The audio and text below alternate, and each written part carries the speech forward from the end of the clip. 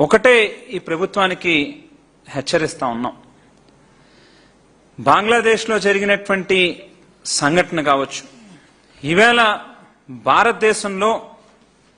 దేశ రాజధానిలో యువత ఏ రకంగా గమెత్తుతా ఉన్నారు, ఒక్కసారి వాళ్ళలో గనక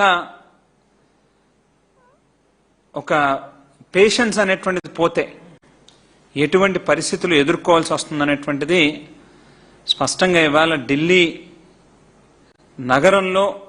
జరుగుతూ ఉన్నటువంటి జంతర్ మంతర్ దగ్గర జరుగుతూ ఉన్నటువంటి కార్యక్రమమే మనకు అర్థమవుతా ఉంది ఏ రకంగా ఉంటుంది అనేటువంటిది. ఎప్పటికైనా ప్రభుత్వాలు కళ్ళు తెరిచి బాధ్యతగా విద్యార్థుల జీవితాలతో చెలగాటమాడకుండా పరీక్షల నిర్వహణ కావచ్చు, లేకపోతే వాటి యొక్క ఫలితాలని అనౌన్స్ చేసేటటువంటి ప్రక్రియ కావచ్చు, ఉద్యోగాలు ఇచ్చేటటువంటి విషయాల్లో కావచ్చు, బాధ్యతగా వ్యవహరించకపోతే ఖచ్చితంగా ఏ ప్రభుత్వం అయినా సరే ఇబ్బంది పడేటటువంటి పరిస్థితి వస్తుందనేది దయచేసి గుర్తుపెట్టుకోమని హెచ్చరిస్తా ఉన్నాం. నీట్ ఎగ్జామినేషన్ కండక్ట్ చేసేటటువంటి విధానంలో కూడా పేపర్ లీకేజ్ అయ్యి చాలా మంది వైద్య విద్యార్థులు ఏ రకంగా ఈవేళ పాపం ఇబ్బంది పడతా ఉన్నారో మనందరం కూడా చూస్తూ ఉన్నాం. అదే మన బిడ్డలో మన ఇంట్లో వాళ్ళు అదే రకంగా ఇబ్బంది పడితే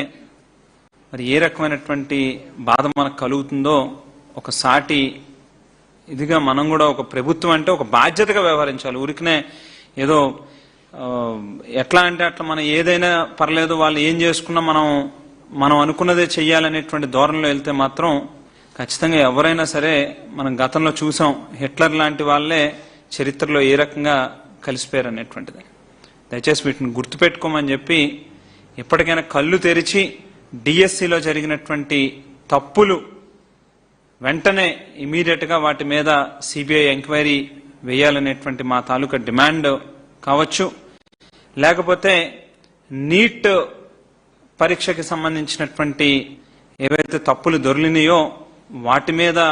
యువత తాలూకా గొంతుగా వైఎస్ఆర్ కాంగ్రెస్ పార్టీ తరఫున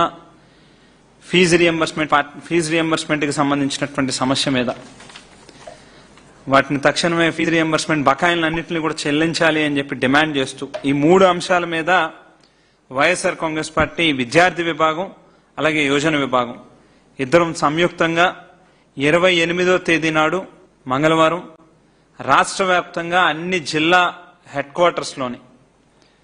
పెద్ద ఎత్తున విద్యార్థి యువతతో కలిపి ర్యాలీలు నిర్వహించేటటువంటి కార్యక్రమం చేయబోతా ఉన్నామని చెప్పి ఈ సందర్భంగా తెలియజేస్తా ఉన్నాం. ఇప్పటికైనా కళ్ళు తెరిచి ఈ ప్రభుత్వం గనక వీటి మీద స్పందించకపోతే ఖచ్చితంగా ఇబ్బంది పడతారు. ఒక్కసారి గనక యువతలో ఆగ్రహ ఆవేశాలు అనేటువంటిది ఒకసారి పరిధి దాటితే మాత్రం ఎటువంటి ప్రభుత్వం అయినా సరే ఖచ్చితంగా దిగి రావాల్సిందే అని చెప్పి ఈ సందర్భంగా తెలియజేస్తూ